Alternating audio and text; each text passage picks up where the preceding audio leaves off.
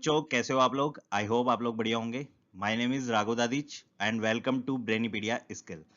आज हमारा टॉपिक होने वाला है क्रेमर्स रूल के बारे में हम बात करने वाले हैं। क्रेमर रूल के बारे में अगर मैं आपको बताऊं तो क्रेमर रूल बनाया क्रेमर ने है, तो इसके लिए इसका नाम क्रेमर रूल पड़ा। और ये सिस्टम ऑफ लीनियर इक्वेशन को सॉल्व करने के लिए यूजफुल है। Right, system of linear equation को अगर देखें तो उनको हम डिटरमिनेंट फॉर्म से हम कैसे सोल्व करते हैं, डिटरमिनेंट से हम कैसे सोल्व करते हैं, वो क्रेमर ने बताया, तो इस रूल का नाम पड़ गया क्रेमर रूल। इसके बारे में हम बातचीत करने वाले हैं। तो आज के सेशन के अंदर मैं आपको बता देता हूँ क्या होने वाला है। आज का सेशन सबसे पहले तो बहुत इंटरेस्टिंग होने वाला है। क्यों होने वाला है? क्योंकि आज मैं जेई के PYQs की बात करने वाला हूँ, एडवांस का क्वेश्चन लेने वाला हूँ।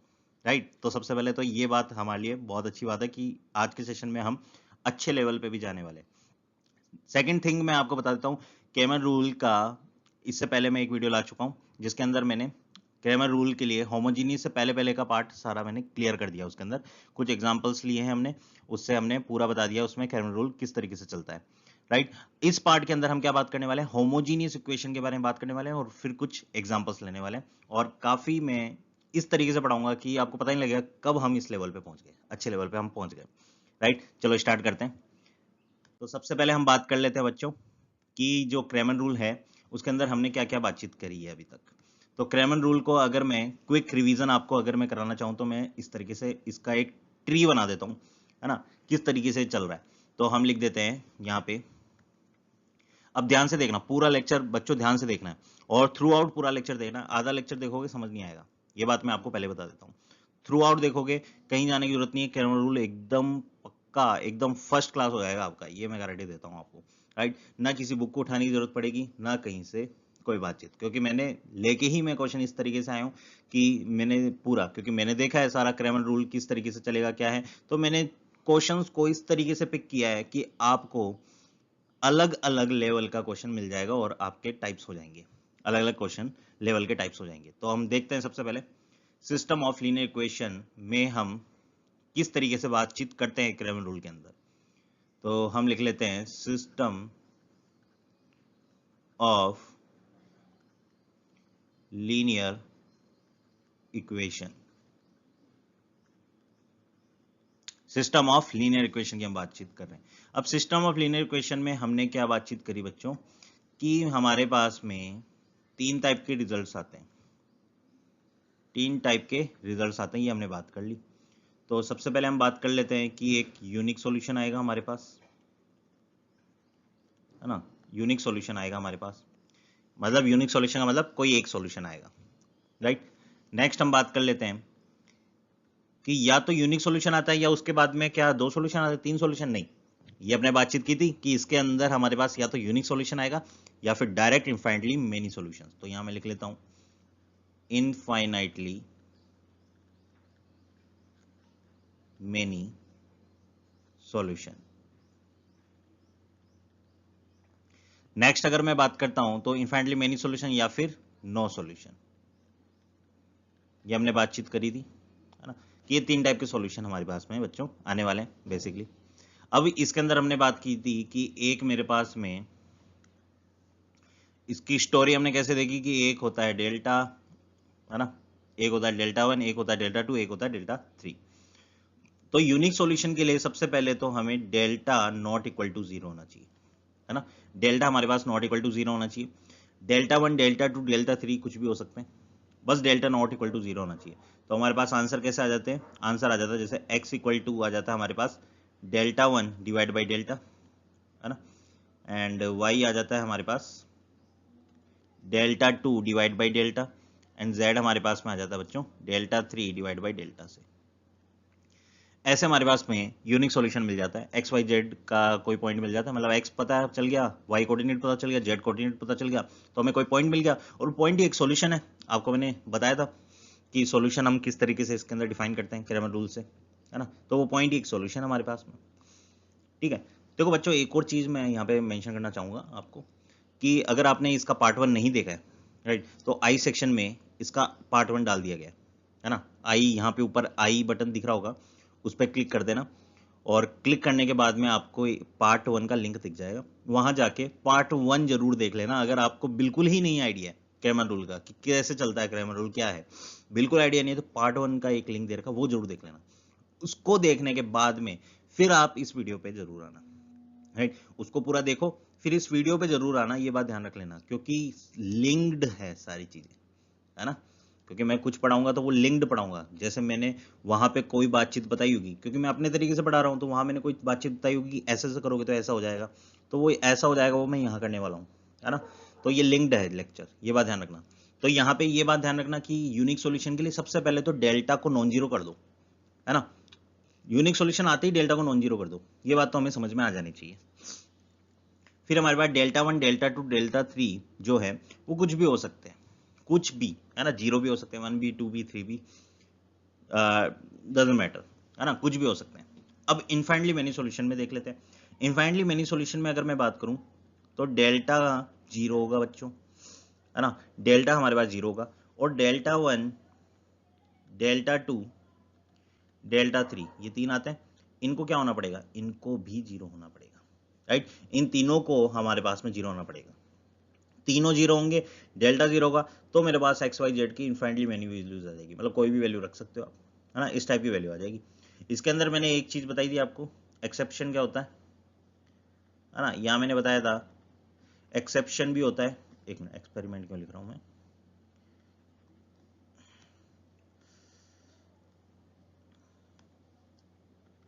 एक्सेप्शन क्या होता है वो हमने बात की थी। क्या होता है बच्चों, एक्सेप्शन होता है हमारे पास कि अगर मेरे पास में आ जाए कि x plus y plus z equal to zero आ गया, एक आ गया x plus y plus z जो है वो इक्वल टू मेरे पास 1 आ गया, एक आ गया x plus y plus z equal to 2 आ गया। अब अगर आप ध्यान से देखो तो क्या इसका डेल्टा जीरो है, बिल्कुल डेल्टा जीरो है हमारे पास में, है ना। क्या इसका डेल्टा 1 जीरो है, बिल्कुल डेल्टा 1 जीरो है, डेल्टा 2 भी जीरो, डेल्टा 3 भी जीरो है ना। तो ये हमारे पास कंडीशन फुलफिल हो रही है, लेकिन इसके इनफाइनली मेनी सॉल्यूशन है नहीं, इसका सॉल्यूशन है नो सॉल्यूशन। क्यों नो सॉल्यूशन, क्यों, क्योंकि ऐसे कौन से तीन नंबर है जिनको मैं ऐड करूं तो वो जीरो दे देंगे, उन्हीं नंबर को ऐड कर रहा हूं 1 भी आ जाएगा, उन्हीं नंबर को ऐड करूंगा 2 भी आ जाएगा, ऐसा तो हो ही नहीं सकता, है ना। तो यहां मेरे पास में नो सॉल्यूशन आंसर आ जाएगा, राइट। तो ये एक्सेप्शन है इसके अंदर, ये हमें ध्यान रखना है, एक्सेप्शन को अलग से मेंशन कर दिया मैंने यहाँ, राइट। चलो फिर नेक्स्ट बात करते हैं बच्चों। नेक्स्ट हमारे पास नो सॉल्यूशन की बात कर रहे हैं।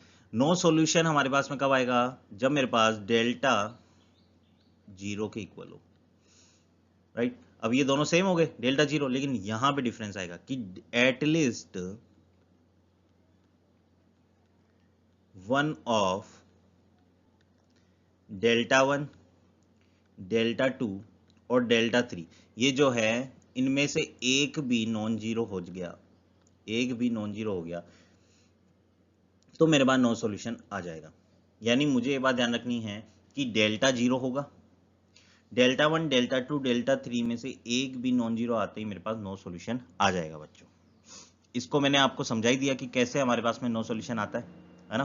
तो यहाँ पे हम बातचीत यही करने वाले हैं कि बस ये मैंने क्विक रिवीजन आपको दे दिया, एक तरह से देख लो सिस्टम ऑफ लीनियर इक्वेशन का, unique solution, find many solution, no solution कब आएगा, राइट। ये एटलीस्ट वन ऑफ जो मैंने लिखा है इसकी बातचीत भी मैंने अच्छे से समझाई है पार्ट 1 के अंदर, ठीक है। तो टेंशन नहीं लेने का, वहां देख लेने का। चलो आओ नेक्स्ट हम बात कर लेते हैं।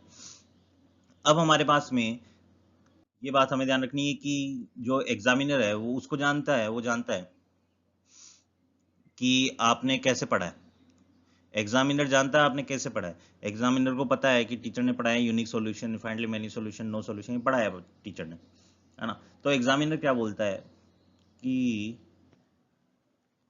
कंसिस्टेंट का यूज करेगा एग्जामिनर, है ना।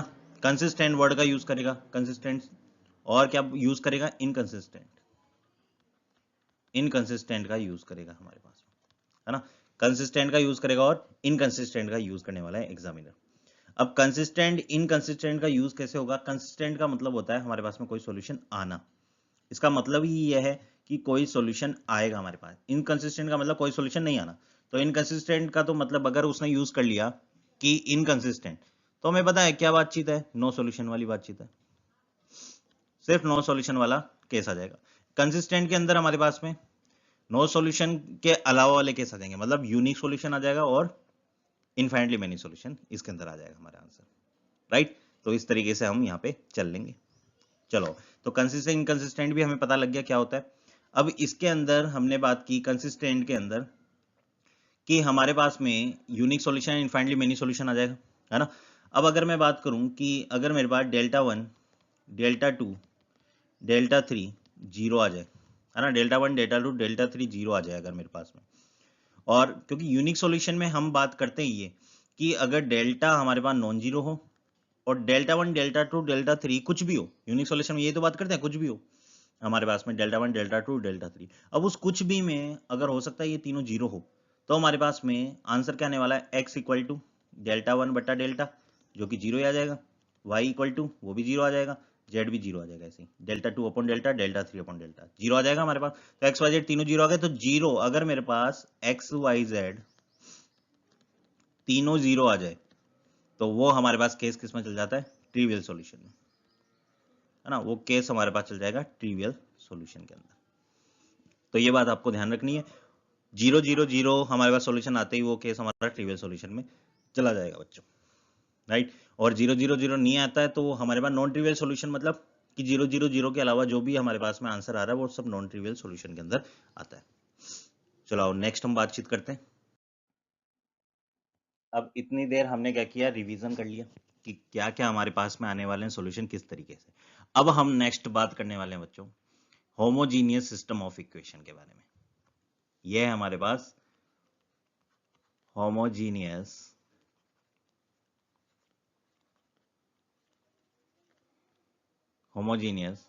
सिस्टम ऑफ लीनियर इक्वेशन या फिर सिस्टम ऑफ इक्वेशन हम बात कर लेते हैं।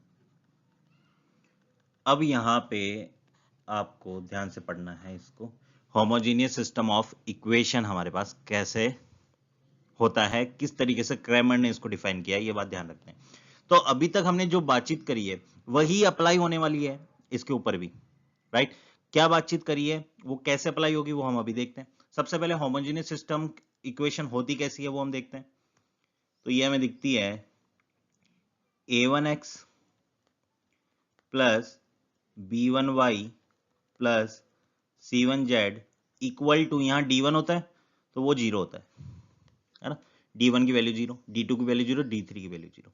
तो हम लिख लेते हैं फिर a2x plus b2y plus c2z equal to zero. ऐसे ही अगर मैं बात करूं a3x plus b3y plus c3z equal to zero. तो यहां पे मैंने देखा होमोजेनियस सिस्टम इक्वेशन हमें इस तरीके से दिखती है जहां पे right hand side d1 d2 d3 लिखा होता है जो कि जीरो होता है यहाँ होमोजेनियस के अंदर। अब अगर मैं बात करूं कि डेल्टा हमारे पास क्या होता है, तो डेल्टा तो सेम ही रहेगा, a1 b1 c1, डेल्टा में तो कोई डिफरेंस आएगा नहीं हमारे पास, तो डेल्टा में लिख लेता हूं a1 b1 c1 a2 b2 c2 a3 b3 c3।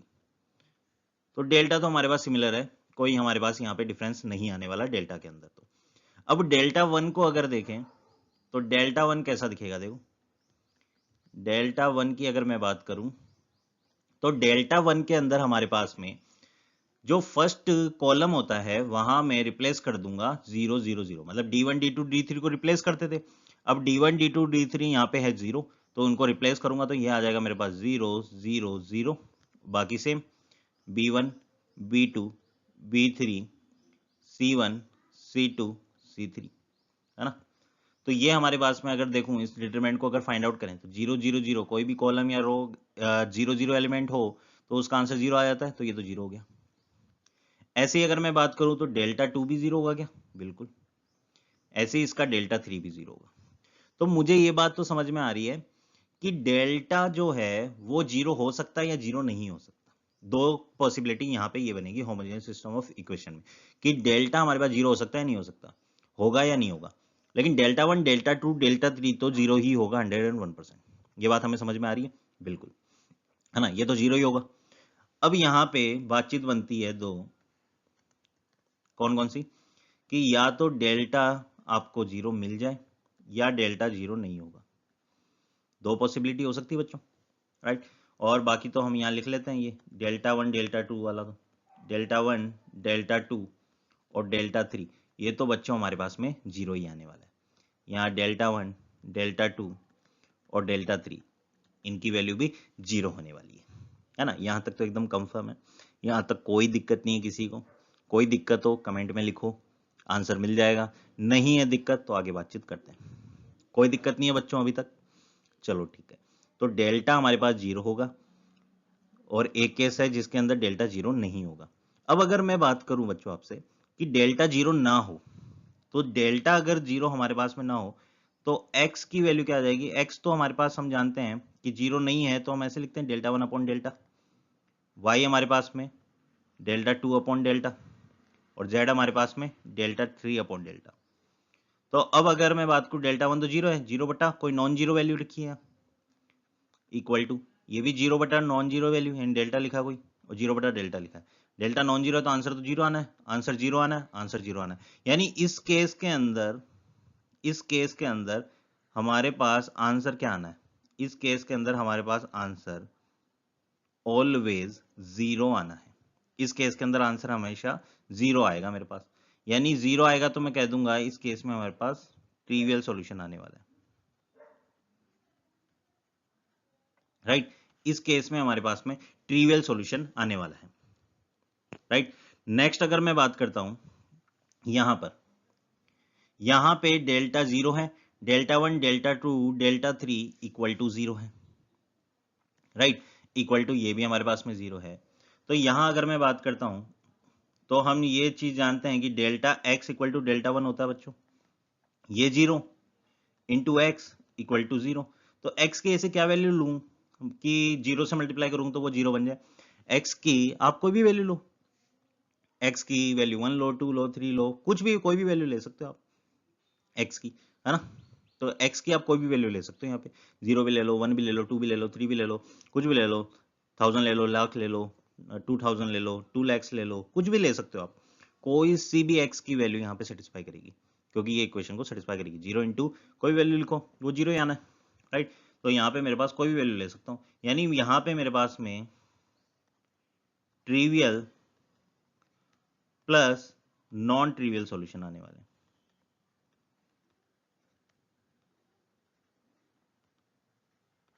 यहां मेरे पास में trivial plus non trivial solutions आने वाले हैं बच्चों।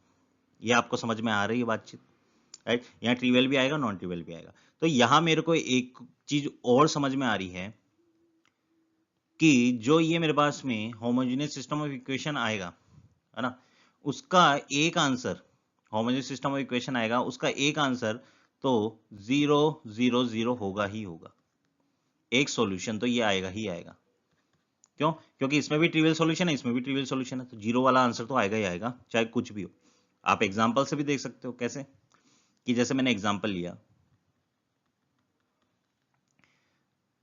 कि x plus 2y plus z equal to zero, x minus y plus z equal to zero, 3x plus y minus z equal to zero.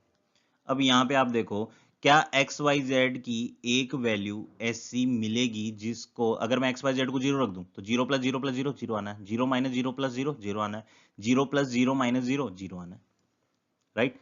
तो zero तो हमारा आंसर होगा ही होगा, क्योंकि अगर मैं देखूं यहाँ पे डेल्टा कैसे निकलेगा, 1 1 3 2 माइनस 1 1 1 1 माइनस 1, है ना। अब डेल्टा अगर मैं फाइंड आउट करूं, अब वो जीरो आए या ना आए, सोल्यूशन तो जीरो आ ही रहा है इसका, है ना। तो डेल्टा की अगर मैं बात करूं वो जीरो आए या ना आए, सॉल्यूशन हमारा ट्रिवियल आना ही आना है। यानी जीरो तो एक आंसर इसका होना ही होना है होमोजेनियस सिस्टम ऑफ इक्वेशन का, राइट। तो ये बात आपको ध्यान रखनी होगी इसके अंदर। अब मेरे को बता दो बच्चों, अभी तक कोई दिक्कत है तो आप बताओ, अभी तक पूरा समझ में आया आपको किस तरीके से हमने बातचीत करी है, राइट। आ जाए हम क्वेश्चंस पे, क्वेश्चंस ले आए, बताओ। अभी तक बच्चों अगर पसंद आया हो सेशन तो इसको लाइक जरूर करो, वीडियो को अभी लाइक करो अगर ये सेशन आपको पसंद आया है।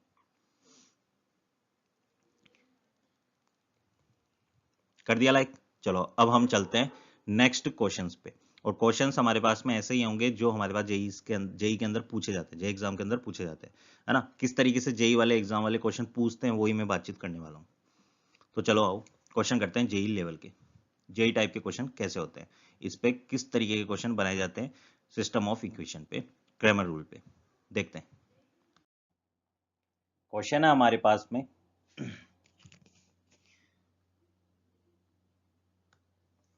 जैसे क्वेश्चन हमारे पास में आया है, find P, Q so that the system of equation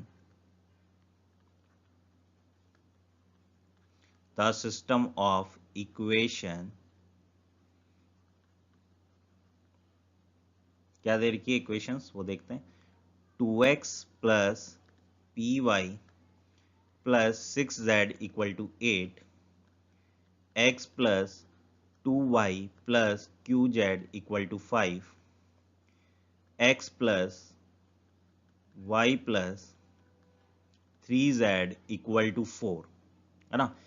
ये हमें इक्वेशंस दे रखी है तीन, और हमें बोला है find P Q so that system of equation, ये तीनों इक्वेशन या तो मेरे पास में क्या लेके आ रहा है, पहला हम बातचीत करेंगे यूनिक सॉल्यूशन,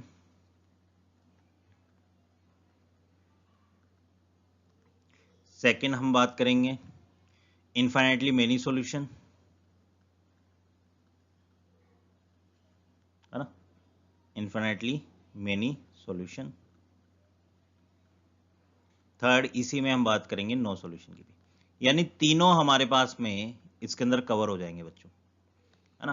तीनों हमारे पास टाइप के क्वेश्चन इसमें कवर हो जाएंगे कि कभी यूनिक सॉल्यूशन पूछ लेता, कभी इनफाइनाइटली मेनी सॉल्यूशन, कभी नो सॉल्यूशन, तो तीनों इसके अंदर कवर हो जाएंगे बढ़िया तरीके से,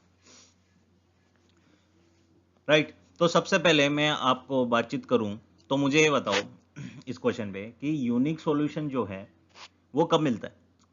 यूनिक सॉल्यूशन के लिए तो सबसे पहला काम क्या होता है कि डेल्टा जो है नॉन जीरो होना चाहिए, है ना, डेल्टा नॉन जीरो होना चाहिए, और delta 1, delta 2, delta 3 could be any number, कोई भी नंबर हो चलता है ना। इनफाइनाइटली मेनी सॉल्यूशन में क्या बोलते हैं कि डेल्टा जीरो होना चाहिए, और डेल्टा 1, डेल्टा 2, डेल्टा 3 भी जीरो हो, है ना। नो सॉल्यूशन क्या बोलता है कि डेल्टा जीरो होना चाहिए और at least one of delta 1, delta 2, delta 3 non zero हो, क्या हो, नॉन जीरो, राइट। अब अगर मैं इनफाइनाइटली मेनी सॉल्यूशन में देखूं क्या मेरे पास में वो जो एक्सेप्शन की बात की थी वो आ रही है क्या, नहीं, एक्सेप्शन तो हमारे पास सर नहीं आएगा, है ना, एक्सेप्शन तो यहाँ पे नहीं आ रहा है। वो तो हमने बात की थी, कोई जैसे x plus y plus z, मतलब ये तीनों के x के कोफिशिएंट सेम हो अगर मेरे पास, राइट, तीनों के x के कोफिशिएंट अगर मेरे पास सेम हो जाए तो मेरे पास एक्सेप्शन आ जाता वो वाला, तीनों के x y z के कोफिशिएंट सेम आ जाएगा मेरे पास, तो वो बातचीत तो यहाँ पे नहीं हो रही, राइट। तो अब हमारा काम क्या है इस क्वेश्चन में, डेल्टा फाइंड आउट करना, डेल्टा 1 फाइंड आउट करना, डेल्टा 2 फाइंड आउट करना एंड डेल्टा 3 फाइंड आउट करना, राइट। और ये बात ध्यान रखना कि ये सिस्टम ऑफ इक्वेशन जो क्वेश्चन आते हैं थोड़े से लेंदी होते हैं बच्चों। क्यों होते हैं लेंदी, क्योंकि डेल्टा फाइंड आउट कर रहे हो, डेल्टा 1 फाइंड आउट कर रहे हो, डेल्टा 2 फाइंड आउट कर रहे हो, डेल्टा 3 फाइंड आउट कर रहे हो, है ना, तो टाइम तो लगेगा, डिटरमिनेंट निकालोगे टाइम तो लगेगा। तो अब यहाँ पे हम फाइंड आउट करते हैं इस क्वेश्चन के अंदर, पहले तो डेल्टा फाइंड आउट करते हैं, यहाँ पे मैं तीनों फाइंड आउट करता हूँ, ट्राई करता हूँ। तो देखो डेल्टा क्या आ रहा है, सबसे पहले डेल्टा हम लिखेंगे, डेल्टा इसके अंदर क्या आएगा, देखो ये डिटरमिनेंट का साइन लगाया, यहाँ लिखा 2, यहाँ लिखा p, यहाँ लिखा 6, यहाँ लिखा 1, यहाँ लिखा 2, यहाँ लिखा q, यहाँ पे लिखेंगे 1, 1 एंड 3, है ना, ये डेल्टा है हमारे पास। तो कितना आ रहा है हम देख लेते हैं, तो इसको हम डिटरमिनेंट कैसे निकालते हैं वो आपको पता ही है, प्लस माइनस प्लस करके निकाल लो। तो +2, पहले तो मैं यहाँ 2 लिखूंगा, फिर मल्टीप्लाई करूंगा 3 2 ज़ा 6 माइनस q, फिर आ जाएगा माइनस का p, फिर आ जाएगा हमारे पास में 3 1 ज़ा 3 माइनस q, तो ये आ जाएगा 3 माइनस q, फिर आएगा +6 और यहाँ पे लिख देंगे 1 -2, है ना। तो इसको सोल्व करते हैं, देखते हैं कितना आता है। 12 - 2q - 3p + pq, ठीक है। और ये कितना आ रहा है -6, बिल्कुल, है ना। 12 - 6 6 हो जाएगा हमारे पास, तो यहाँ मैं लिख लूंगा 6 - 3p, अच्छा 2q है ना, 2q को तो भूल गए। 6 - 2q - 3p + pq, ये मेरे पास में आ गया डेल्टा। अब अगर आप ध्यान से देखो, क्या इसके अंदर मैं कॉमन लेके काम चला सकता हूं क्या? कैसे? अगर मैं इन दोनों में देखूं तो ये मेरे पास 3 कॉमन आ रहा है क्या? नहीं, 2 कॉमन आ रहा है, 2 कॉमन आ रहा है इसमें। और इन दोनों में देखूंगा तो क्या कॉमन आ रहा है? p कॉमन आ रहा है, बिल्कुल। तो यहां में अगर 2 कॉमन लेता हूं तो क्या बन रहा है, देखो 2 जैसे ही मैं कॉमन लूंगा तो ये बन जाएगा 3 - q। और यहां में अगर p कॉमन ले लूं, माइनस का p, तो -p कॉमन लेते आ जाएगा 3 - q, है ना। तो ये मेरे पास में क्या बन गया, 2 - p एंड 3 - q, है ना। दोनों में से माइनस चुरा लिया हमने, तो क्या बना, p - 2 एंड q - 3, ठीक है बच्चों। तो ये मेरे पास में डेल्टा आ गया, डेल्टा की वैल्यू आ गई p - 2 एंड q - 3, हमारे पास में आ गई डेल्टा की वैल्यू। अब p - 2 q - 3 तो डेल्टा की वैल्यू आ गई हमारे पास। अब डेल्टा 1, डेल्टा 2, डेल्टा 3 हमें फाइंड आउट करना है। तो पहले तो मैं लिख लेता हूँ डेल्टा हमारे पास क्या है, p - 2 q - 3। तो p - 2 एंड q - 3, ये आ गया मेरे पास डेल्टा। अब ऐसे ही बच्चों मुझे डेल्टा 1 फाइंड आउट करके बताओ, डेल्टा 2 फाइंड आउट करके बताओ, डेल्टा 3 फाइंड आउट करके बताओ। फटाफट आप लोग ही बताओगे मेरे को, डेल्टा 1, डेल्टा 2, डेल्टा 3, फटाफट आपको ही फाइंड आउट करना है डेल्टा 1, डेल्टा 2, डेल्टा 3। आपको पता है डेल्टा 1 के लिए क्या करना है, रो 1 में d1 d2 d3 सेट कर दो, कॉलम 1 में। डेल्टा 2 के लिए क्या करना है, कॉलम 2 के अंदर वो सेट कर दो। डेल्टा 3 के लिए क्या है, कॉलम 3 के अंदर d1 d2 d3 सेट कर दो, आप मतलब रिप्लेस कर दो, बाकी सेम रखना। तो डेल्टा 1, डेल्टा 2, डेल्टा 3, फटाफट बताओ हमारे पास क्या आंसर आ रहे हैं। डेल्टा 1, डेल्टा 2, डेल्टा 3 बताओ क्या आंसर हमारे पास आ रहे हैं। डेल्टा 1 मैं यहाँ फाइंड आउट कर लेता हूँ, जब तक आप लोग डेल्टा 2 फाइंड आउट कर लो और कोई डेल्टा 3 फाइंड आउट कर लेना। तो डेल्टा 1 हमारे पास में आ जाएगा 8, d1 d2 d3 लिख दूंगा तो 8 5 4 है मेरे पास में d1 d2 d3, और बाकी का हमारे पास में सेम रहेगा, तो p लिख दूंगा, यहाँ 2 लिख दूंगा, यहाँ 1 लिख दूंगा, और नेक्स्ट हमारे पास था 6 q एंड 3, राइट। तो इसको अगर मैं सोल्व करता हूँ तो क्या आता है देख लेते हैं। तो इसको सोल्व कर लेते हैं। तो यहाँ पे मैं लिख लूँगा प्लस माइनस प्लस, तो कितना आ रहा है मेरे पास, 8 मल्टीप्लाई 6 - q, फिर आएगा -p मल्टीप्लाई 5 3 ज़ा 15 -4q, फिर आ जाएगा +6, और यहाँ मेरे पास आ जाएगा 5 - 8, तो ये आ जाएगा मेरे पास 8 6 ज़ा 48 -8q -15p +4pq +30, अच्छा 30 नहीं, इसको तो सोल्व करेंगे ना वैसे। 5 - 8 कितना हो जाएगा, -3, तो -18 आ जाएगा, बिल्कुल ये आ जाएगा माइनस का 18। तो अब यहाँ मैं देखूंगा 48 - 18 कितना हो रहा है मेरे पास, 30। तो यहाँ लिख लेता हूँ 30 - 8q -15p +4pq। अब अगर मैं इसको सोल्व करूँ तो कितना आ रहा है मेरे पास में, क्या कॉमन ले सकते हैं हम यहाँ पे, 4 कॉमन ले सकते हैं, नहीं 4 कॉमन नहीं आ रहा हमारे पास। 2 कॉमन आ जाएगा, 2 कॉमन आ रहा है ना, और तो नहीं आ रहा ना, हाँ 2 कॉमन आ जाएगा। तो 2 कॉमन लेते हैं, हमारे पास क्या बना, 15 - 4q, है ना, 15 - 4q बन गया हमारे पास, 2 कॉमन लेते ही। और फिर यहाँ पे हम क्या कॉमन लेंगे, -p, तो 15 - 4q यहाँ भी आ जाएगा। तो ये मेरे पास में आ जाएगा 2 - p एंड 15 माइनस 4Q। तो इसको मैं लिख लूंगा P minus 2 and 4Q minus 15, right. तो ये यहां मैं लिख रहा हूं इसको P minus 2 and 4Q minus 15, ठीक है बच्चों। अब अगर आप डेल्टा 2 को सॉल्व करोगे, अगर आप डेल्टा 2 को, तो हमारे पास में आंसर 0 आ रहा होगा। सॉल्व करके देखना बच्चों, है ना, सॉल्व करके बताना डेल्टा 2 0 ही आ रहा है या नहीं, है ना। डेल्टा 3 को सॉल्व करोगे तो हमारे पास आंसर आ जाएगा P माइनस 2, राइट। ये आपको सॉल्व करना है, ऐसे नहीं कि बिना देखे आपने लिख लिया। सॉल्व करना है आपको, P माइनस 2 आ रहा है या नहीं आ रहा, और डेल्टा 2 देखना 0 आ रहा है या नहीं आ रहा।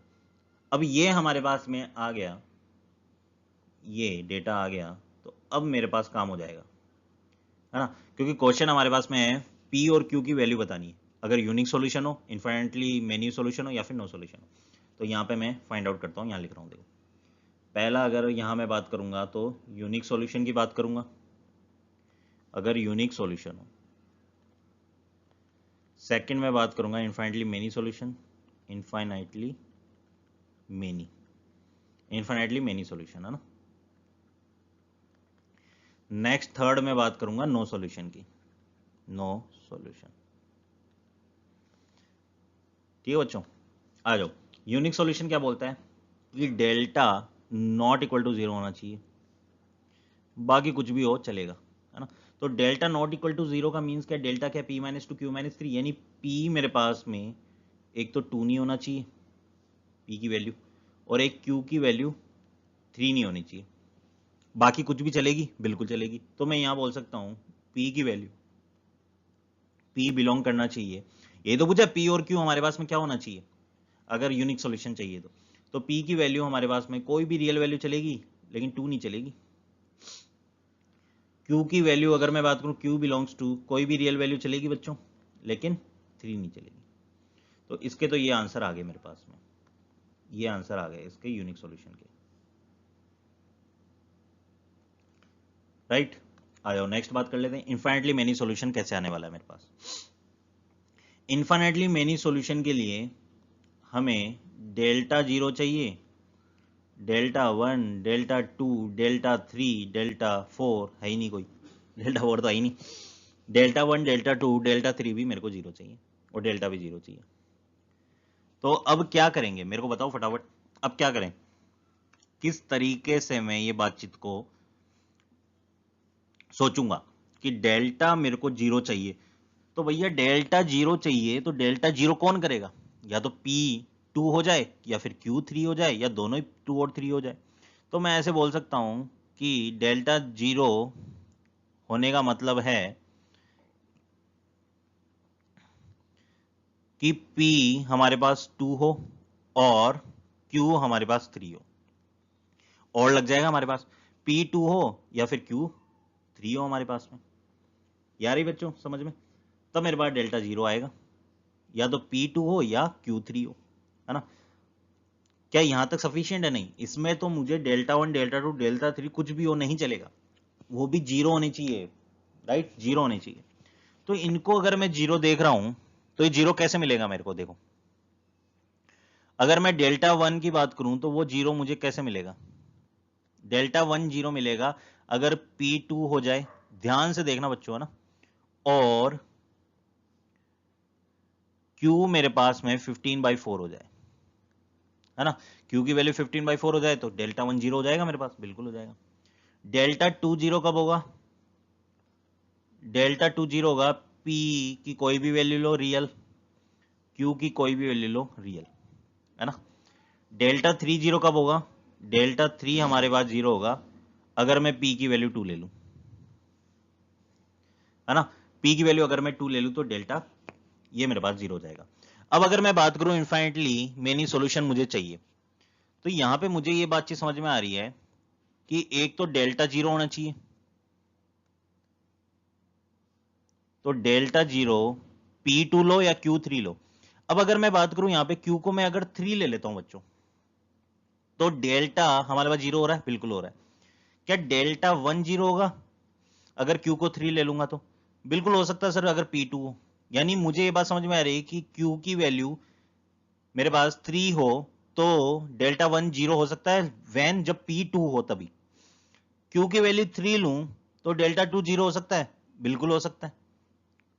Q की तो कोई भी वैल्यू लो, यहां तो बोल रहे हैं हमारे पास, और P की कोई भी वैल्यू लो। डेल्टा 3 0 होगा, Q 3 लूंगा, बिल्कुल हो सकता है, क्योंकि ये बोल रहा है कि P 2 होना चाहिए बस। यानी मुझे ये बात समझ में आ रही है कि P को तो 2 होना ही चाहिए। P अगर 2 नहीं हुआ तो ये 0 नहीं होगा एक तो, है ना। P अगर 2 नहीं हुआ तो P2 नहीं हुआ तो ये 0 हो सकता है, हो भी सकता है जब Q हमारे पास में 15/4 हो जाए तो ये हो सकता है 0। और ये हमारे पास में डेल्टा की बात कर दी, अच्छा डेल्टा नहीं, डेल्टा 1, डेल्टा 1 हो सकता है अगर Q मेरे पास 15/4 हो जाए। डेल्टा 2 भी हो सकता है अगर P अगर मेरे पास में 2 ना हो तो ये 0 हो सकता है, बिल्कुल हो सकता है, P की कोई भी वैल्यू भी 0 होगा, है ना। तो मुझे ये बात समझ में आ रही है, अगर मेरे को ये सभी 0 चाहिए तो P को 2 होना पड़ेगा, सभी 0 चाहिए तो अगर मेरे को, क्योंकि ये 0 नहीं हो रहा तो सभी को P को 2 होना पड़ेगा। तो यानी मैं बात करूं तो यहां भी इसमें से P को तो 2 होना पड़ेगा, 2 होगा तो ये 0 होगा, बिल्कुल होगा, ये होगा 0 बिल्कुल, ये होगा 0 बिल्कुल, 2 होने पे ये 0 बिल्कुल, यानी P मेरा 2 होना चाहिए। और Q की वैल्यू कोई भी चलेगी, Q की वैल्यू तो कोई भी रियल नंबर चलेगी, Q की कोई भी वैल्यू लो ये 0 हो जाएगा। अगर मैं P को 2 ही ले रहा हूं, देखो ध्यान से देखो, P को 2 ही ले रहा हूं तो ये 0, ये 0, ये तो 0 है ही, और ये 0, यानी P2 लेने पे ये सब 0 हो ही रहे हैं। तो Q तो कुछ भी लो तो ये सब 0 होने ही है, Q तो कुछ भी लो, राइट। तो मेरा प्रॉपर आंसर हो जाएगा P की वैल्यू 2 लो और Q कोई भी वैल्यू लो, राइट। तो इसके अगर मैं सेट बनाना चाहूं तो कैसे बनेंगे, बहुत सारे इनफाइनाइटली मेनी सेट बन जाएंगे। कैसे, अगर मैं P कोमा Q का कोई सेट बनाना चाहूं तो मैं क्या करूंगा, P की वैल्यू तो 2 ही रखनी पड़ेगी, Q मेरे पास 1 भी रख सकते हो, Q2 भी रख सकते हो, 3 भी रख सकते हो, 3.1, 3.9, √3, कुछ भी रियल नंबर, है ना। तो ऐसे मेरे इनफाइनाइटली मेनी सेट आ जाएंगे। अब तो इस क्वेश्चन में तो सेट की बात की नहीं है, कुछ क्वेश्चनों में सेट की भी बात कर ली जाती है ना, सेट बना हुआ है ऐसा कुछ। तो ये बात हमें समझ में आ गई, इसका आंसर हो गया P2 होगा और Q R कोई भी वैल्यू ले सकते हैं इनफाइनाइटली मेनी सॉल्यूशंस के लिए। अब मुझे बताओ बच्चों, नो सॉल्यूशन के लिए हम क्या करेंगे। आपके पास 20 सेकंड्स है, सोचो नो सॉल्यूशन के लिए हमारे पास क्या आंसर आएगा इसके अंदर। नो सॉल्यूशन के लिए क्या आंसर आना चाहिए वो बताओ आप। नो सॉल्यूशन के लिए पहले मैं केस लिख देता हूं क्या होता है। नो सॉल्यूशन सर मिलता है डेल्टा तो 0 होना चाहिए सर, सिंपल सी बात है, डेल्टा हमारे पास में 0 होना चाहिए नो सॉल्यूशन के लिए। और डेल्टा 1, डेल्टा 2, डेल्टा 3 एटलीस्ट 1 इन तीनों में से एक नॉन जीरो हो, है ना। एक भी नॉन जीरो हो गया तो मेरा काम हो जाएगा, ठीक है। अब देखो आप एक चीज देखो कि डेल्टा 2 तो 0 है तो इसको तो नॉन जीरो बना ही नहीं सकते। डेल्टा 1 और डेल्टा 3 नॉन जीरो बन सकते हैं, लेकिन आप यहां पे देखो कि डेल्टा 1 और डेल्टा 3 नॉन जीरो बनने के लिए P अगर 2 ले लिया तो ये 0 होंगे ही होंगे। डेल्टा 1 और डेल्टा 3 P को अगर 0 2 ले लिया तो ये 0 100% होंगे। यानी मुझे ये बात तो समझ में आ रही है कि सर P तो 2 नहीं होगा, है ना, P हमारे पास में 2 नहीं होगा।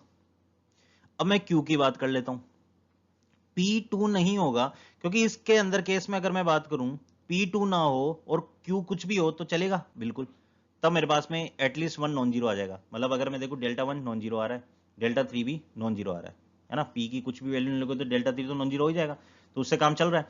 लेकिन आप अगर ध्यान से देखो कि डेल्टा को भी जीरो होना पड़ेगा, और डेल्टा जीरो को P कर सकता था 2 होने पे, है ना, डेल्टा को 0 P कर सकता था 2 होने पे और Q कर सकता था 3 होने पे। P2 नहीं हो सकता तो Q को तो 3 होना ही पड़ेगा डेल्टा को 0 होने के लिए। तो यहां मुझे समझ में आ गया कि Q को 3 होना पड़ेगा, राइट। तो ये हमारा आंसर हो जाएगा, P not equal to 2 and Q equal to 3 हमारा राइट आंसर हो जाएगा इस क्वेश्चन का। अब बच्चों मेरे को बताओ आपको बातचीत समझ में आई या नहीं आई, प्रॉपर तरीके से बातचीत समझ में आई या नहीं आई। अगर किसी को थोड़ा डाउट हो रहा है कुछ भी है बच्चों कमेंट सेक्शन में जरूर लिख देना, कोई भी डाउट हो कमेंट सेक्शन में जरूर लिख देना। मैं पर्टिकुलर इसी क्वेश्चन को लेके एक वीडियो बना दूंगा, डोंट वरी, राइट। लेकिन डाउट जरूर लिख देना कमेंट के अंदर कि सर यहाँ पे मुझे ये डाउट हुआ, ये हुआ। और अगर नॉर्मल छोटा सा डाउट हुआ तो मैं वहीं पे सोल्व कर दूंगा कमेंट करके, नहीं तो मैं उसका प्रॉपर वीडियो बना दूंगा आपके लिए, राइट। चलें आगे। किसी को थोड़ा सा भी ऐसे हो रहा है कि क्या किया, एक बार वीडियो को वापस रिप्ले करना पीछे जाके, है ना, जो हमने क्वेश्चन स्टार्ट किया था वापस देखना कि हाँ वीडियो कैसे चला है, क्या करना है, क्या किया है ना, प्रॉपर तरीके से एक बार वापस देखना, फिर देखना आपको समझ में आता है नहीं आता, फिर हम बातचीत करेंगे आगे। ठीक है बेटा, आ जाओ नेक्स्ट क्वेश्चन एक और देख लेते हैं। फिर क्वेश्चन हमारे पास में, let sine of 3 theta into x minus y plus z equal to 0, cos of 2 theta into x plus 4y plus 3z equal to 0, 2x plus 7y plus 7z equal to 0। तो मैं बोला है find value of theta for non trivial solution, non trivial solution. तो value of theta हमें बताना है non trivial solution के लिए। तो फटाफट बच्चों नोट्स बनाया होगा आपने, उसमें लिखा होगा नॉन ट्रिवियल सॉल्यूशन के लिए क्या केस है हमारे पास में, है ना, उसको देखो और इस क्वेश्चन को सॉल्व करो। 20 सेकंड्स है कि माइंड के अंदर सेट कर लो मैथडोलॉजी, क्योंकि ये क्वेश्चन 20 सेकंड में तो ऑब्वियस नहीं होगा सॉल्व। तो माइंड के अंदर मैथडोलॉजी सॉल्व कर लो कि आपको क्या क्या करना है, फिर देखो कि जो मैं बोलता हूँ वो सेम निकलता है या नहीं निकलता। फटाफट सोचो माइंड के अंदर कि सर मैं ऐसे ऐसे ऐसे ऐसे ये चीज़ तो करूंगा, डेल्टा, डेल्टा 1, डेल्टा 2, डेल्टा 3 के बारे में कमेंट करो, बताओ मेरे को क्या होना चाहिए, फिर देखते हैं वो आपका सही निकलता है या नहीं निकलता। फटाफट सोचो, 20 सेकंड आपके पास।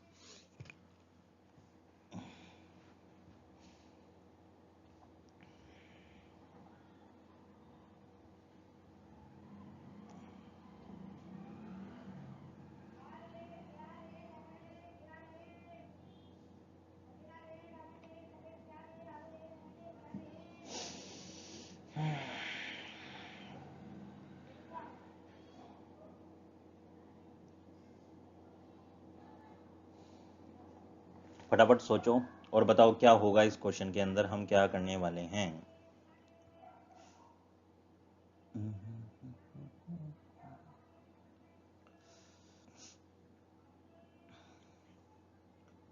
चलो मेरे को ये बताओ, नॉन ट्रिवियल सॉल्यूशन की हम बात कर रहे हैं, है ना, नॉन ट्रिवियल के लिए। तो नॉन ट्रिवियल जो सॉल्यूशन है हमें कब मिलता है? सबसे पहले तो हम देख रहे हैं कि ये हमारे पास होमोजीनियस सिस्टम ऑफ इक्वेशन है या नहीं, ये बताओ मेरे को।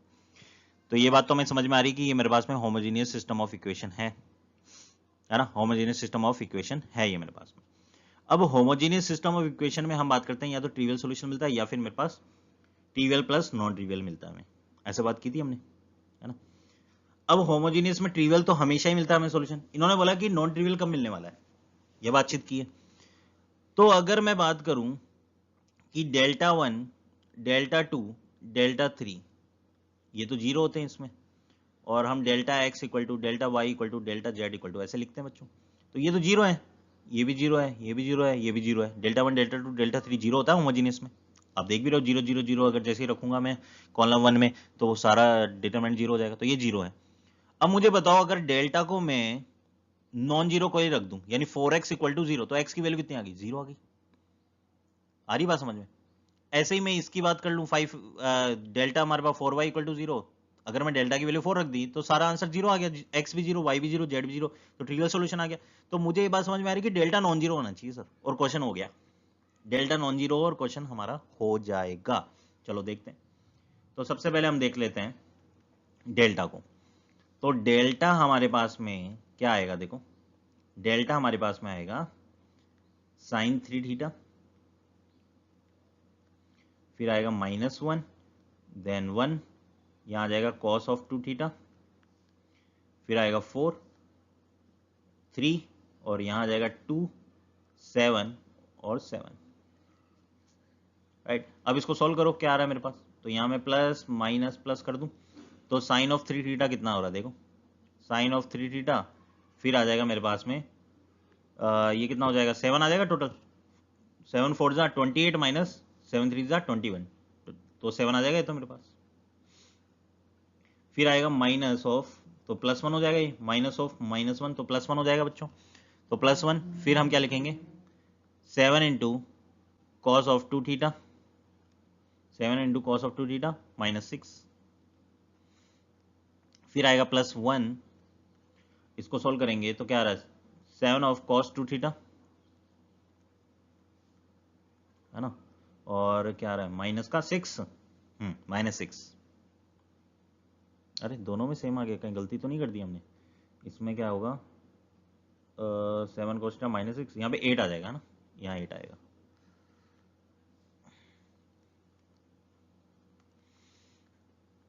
यहाँ 8 हो जाएगा बच्चों।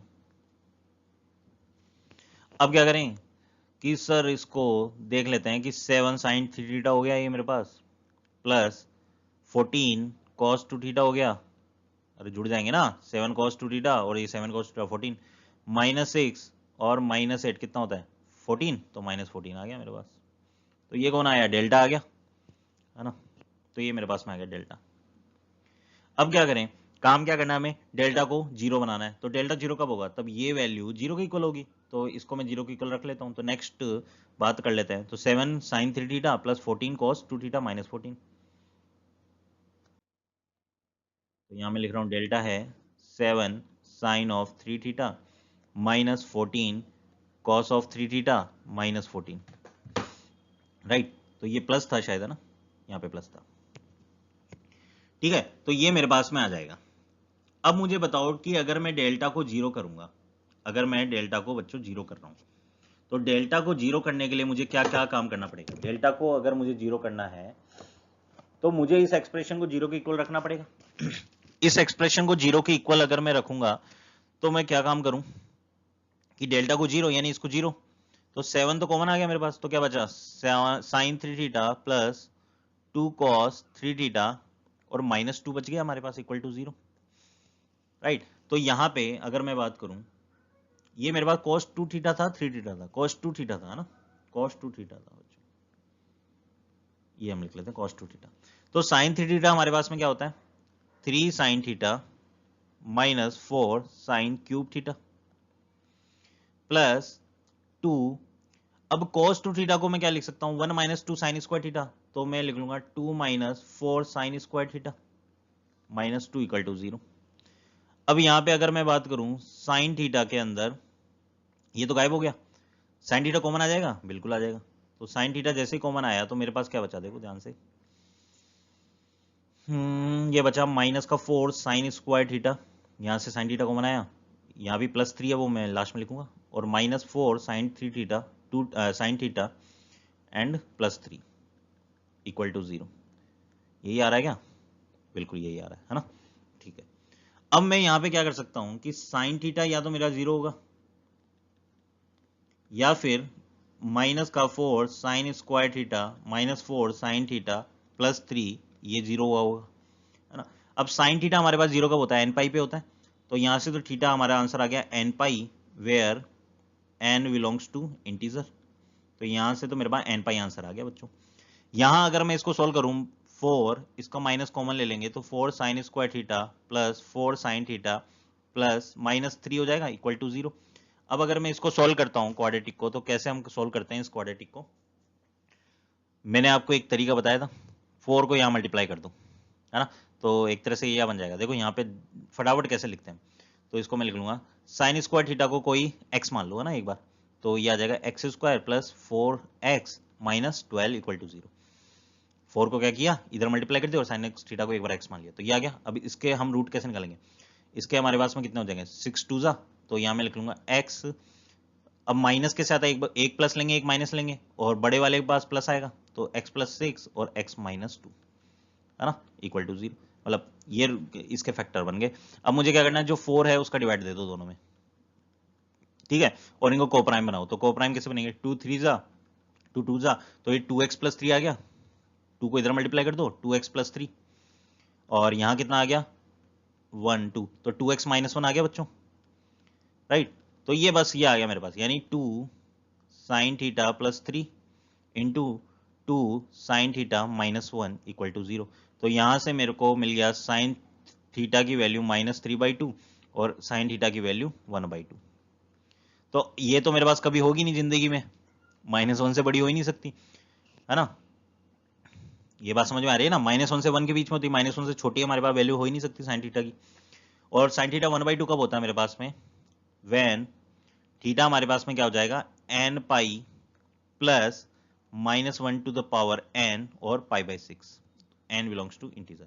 ये मैंने जनरल वैल्यू लिखी है ना, ऐसे तो आप देखोगे π/6 पे भी होता है 1/2, है ना, पाई प्लस π/6 पे भी हमारे पास 1/2 आएगा, पाई माइनस π/6 पे भी हमारे पास 1/2 आएगा, राइट।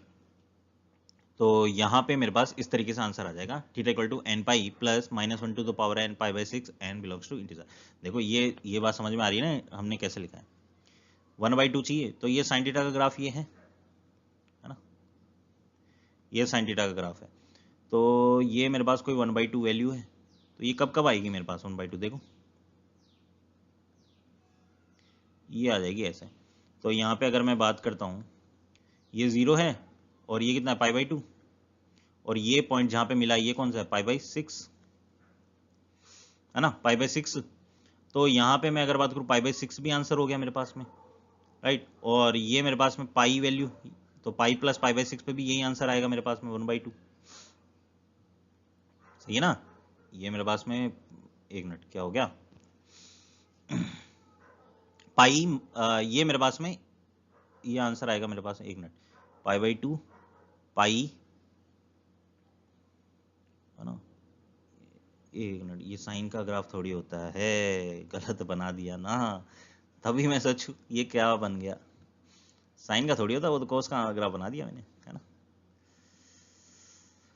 हाँ, ध्यान नहीं देते बच्चों, लिखा नहीं आपने है किसी ने, कि सर, अगर किसी ने लिखा है तो वेल एंड गुड, कि सर आपने कोस का ग्राफ बना दिया, तो साइन थीटा का ग्राफ ऐसा बनेगा, 0 और ऐसा गया, ऐसा जाएगा, ऐसा जाएगा, ये ऐसे जाएगा, ऐसे जाएगा, ऐसे जाएगा, ऐसे जाएगा, ऐसे जाएगा, ये 0 होता है, यहाँ पे कोई ये कोई 1/2 है, तो 1/2 को मैं कट कर देता हूँ, देखो ऐसे। वैसे आप बात समझ गए होंगे मेरी, किस तरीके से मैं बात कर रहा हूँ। तो एक सॉल्यूशन तो देखो ये आ रहा है मेरे पास, जनरल सॉल्यूशन ऐसे तो आता है, एक सॉल्यूशन ये तो हम जानते हैं π/6, ऐसे अगर मैं बात करूँ ये पाई है, पाई माइनस π/6 भी एक सॉल्यूशन होगा ना, ये वाला एक सॉल्यूशन ये आने वाला है, एक यहाँ पे आने वाला है मेरे पास में, एक सॉल्यूशन यहाँ आने वाला है, तो उसको जनरल वे में हमने ऐसे लिख दिया, ठीक है बच्चों। तो ये हमने बातचीत इस तरीके से कर ली यहाँ पे, चलो। तो ये मेरे पास में थीटा इक्वल टू n पाई, और ये आंसर आ जाएगा इसका। तो आज हमने क्या बातचीत करी क्रैमर रूल के अंदर, आज हमने बातचीत करी कि क्रैमर रूल के अंदर हम क्वेश्चन किस तरीके से आते हैं जेई के अंदर, उन जेई वाले क्वेश्चनों को हमने किया है ना। देखो थोड़ा आपको लग रहा होगा कि यार सर ये तो टफ लग रहे हैं क्वेश्चन, ऐसा है, कुछ भी नहीं है टफ, प्योर ट्रिग्नोमेट्री लगी हुई है, काम हमें बस वो याद रखना है, डेल्टा, डेल्टा 1, डेल्टा 2, डेल्टा 3 को हम किस तरीके से मैनेज करने वाले हैं, बस उनको याद रखो, काम हो जाएगा मेरा, है ना। तो ये मेरे पास में इस तरीके से क्रैमर रूल हम कर लेंगे, और भी कई क्वेश्चंस क्रैमर रूल के ऊपर आपको जेई के पीवाईक्यूज है वो कर लेना, हो जाएंगे, बस आपको ये काम करना, और जेई के पीवाईक्यूज मोस्टली सारे हो जाएंगे क्रैमर रूल के अंदर, ठीक है बच्चों। तो इस तरीके से, लेकिन ट्राई जरूर करना, प्रैक्टिस जरूर करना जेई के पीवाईक्यूज की, है ना, इसके बाद में मजा आएगा आपको, पीवाईक्यू करने में मजा आ जाएगा, ये मैं गारंटी देता हूँ आपको। तो बच्चों बताना आपको लेक्चर कैसा लगा, अगर ये पसंद आया तो इस वीडियो को जरूर लाइक कर दीजिए, और कमेंट में आपको जो भी डाउट हो वो जरूर लिख दें, कुछ भी आपको लेक्चर में क्या पसंद आया क्या नहीं, कुछ भी हो, जो भी हो आप कमेंट जरूर करें, टीचर से interaction is very important, interaction जरूर करें। और ब्रेनीपीडिया स्किल को बच्चों अभी तक सब्सक्राइब नहीं किया तो इसको, चैनल को सब्सक्राइब जरूर कर लें, नेक्स्ट अपडेट्स जेई से रिलेटेड लेक्चर्स के लिए। Thank you so much.